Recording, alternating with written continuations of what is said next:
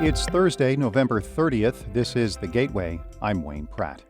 Illinois schools devoted millions of dollars to a tutoring program to help low-performing students improve, especially in low-income districts.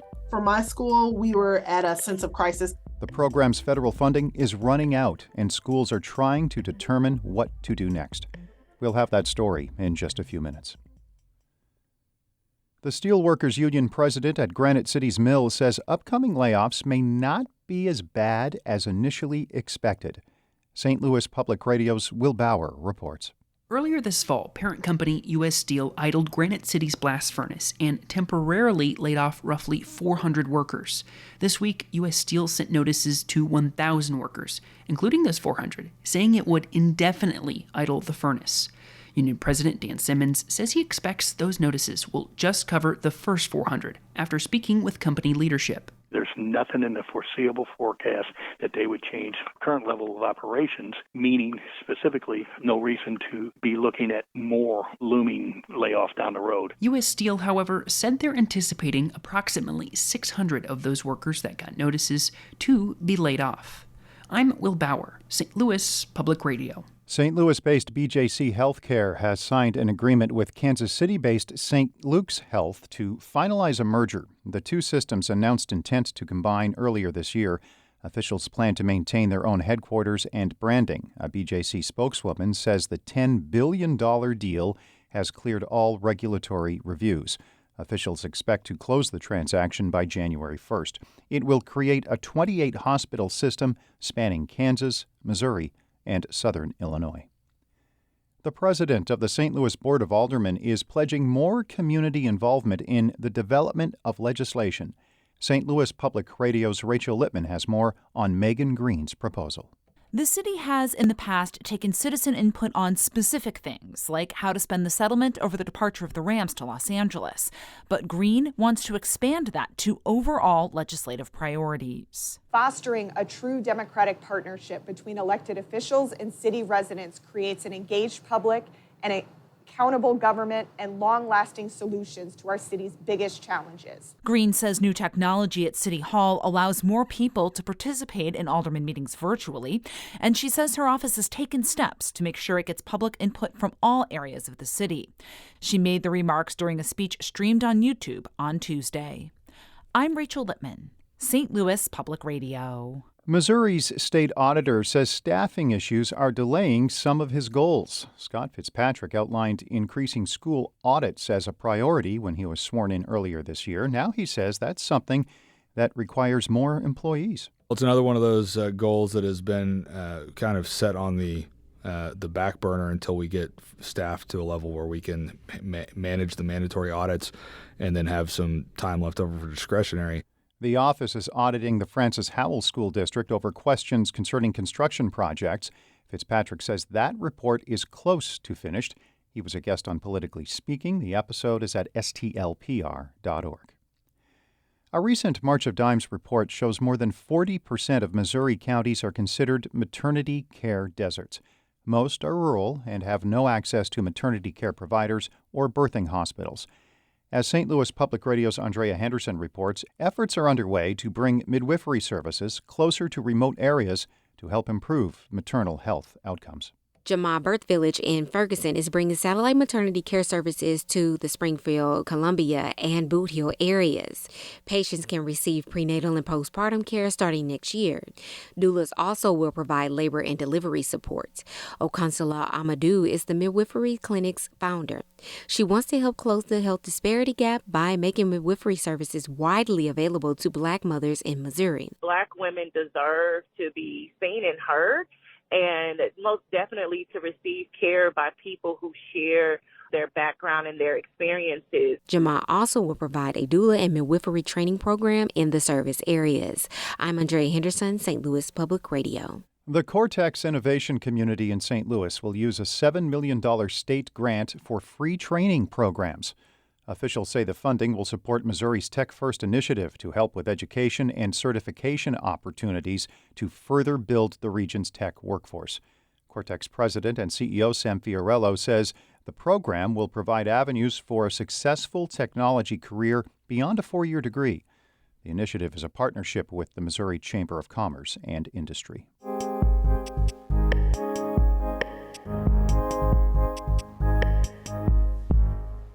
Illinois devoted $25 million worth of federal COVID relief funds to a high-impact tutoring program. The money runs out next year. Reporter Peter Medlin examines the program's impact.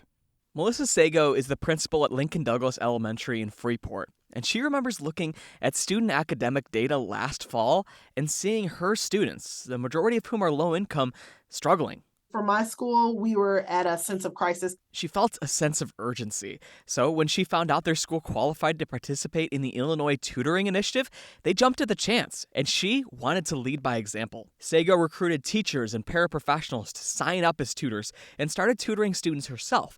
But what makes this tutoring high impact? Well, it's a few things. They have to meet multiple times per week, and they have to be in groups of 3 or fewer students. If you could tutor one-on-one, even better. Sago says this small group format also allows her to build stronger relationships with the students she's tutoring. She says they can already see the academic impact of the Illinois Tutoring Initiative. This year, Lincoln Douglas students' math scores grew over 12% relative to other students in the state. Most of our students that come to our after-school tutoring program are our students of lower income. And they actually had better growth than our all students populations. That's true. Low-income Lincoln Douglas student growth scores jumped 18% this year. Now they're tutoring nearly 40 kids with a wait list for more.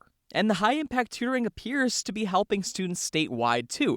According to state data, 75% of students who took part in the Illinois Tutoring Initiative during the last school year achieved expected or more than expected reading growth. And for students tutored in math, it was 80%. Christy Borders is the executive director of the Illinois Tutoring Initiative, and she says the vast majority of students also self-reported that they were really confident in the material and enjoyed the experience. The program really worked for schools like Lincoln Douglas, but only a fraction of eligible Illinois school districts have been able to take advantage of the program. The state identified and prioritized school districts based on a few factors, like the concentration of low-income students, funding, and students who faced a, quote, disproportionate COVID-19 impact, including lost in-person instructional time. And of the 290 Illinois school districts initially identified, only 20%, 59 districts, utilized the program last year. This year, it's up to a quarter of districts. Borders says there were challenges getting schools on board. A lot of our schools in Illinois have already put tutoring in place.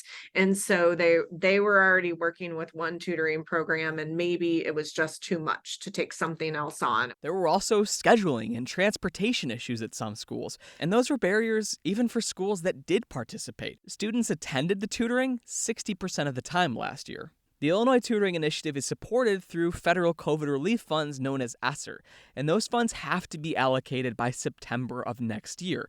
Right now, over $16.5 million of the project's $25 million has yet to be spent. Borders says they have underspent so far, but the goal is to continue scaling, adding more tutors, reaching more students, and spending as much as they have remaining. As of now, they're prepared to tutor students through this school year and into next summer. She's also hoping the funding deadline gets delayed and they'll be able to keep going beyond the summer. If not, she says they don't completely know if leftover, unspent federal aid will just go back to the federal government. What I continue to say to everyone all the time is, as long as those dollars are available, we will provide tutoring in as many places as we possibly can. At schools like Lincoln Douglas, Melissa Sago says they're more than happy to participate as long as the program will be around. She says anyway, to get more one-on-one support, especially when it doesn't cost them anything, is a big win for her students. I'm Peter Medlin.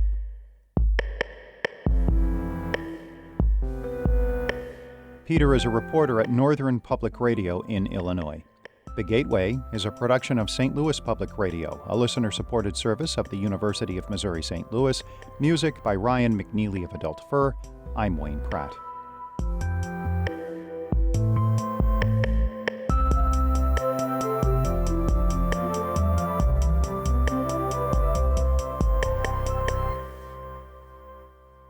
Support comes from the Missouri Forest Products Association, committed to conservation and careful management of the state's forests to make them more resilient and better habitats for wildlife.